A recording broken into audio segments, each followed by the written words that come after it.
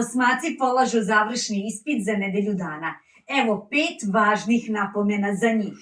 Prvo, uradite bar jedan zadatak dnevno. Pomoći će vam da se vi osjećate samouverenije.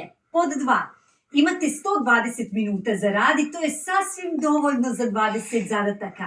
Može se dogoditi da vam ponestaje energije, koncentracije, fokusa, pažnje, da se zamorite. Zato prvo radite zadatke koje znate.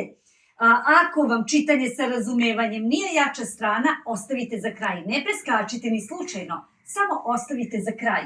Svi zadaci broj 3 moraju biti napisani hemijskom olovkom koja piše plavo, ne piši briši. Ne smete precrtavati i ne smete ništa ostaviti grafitnom olovkom.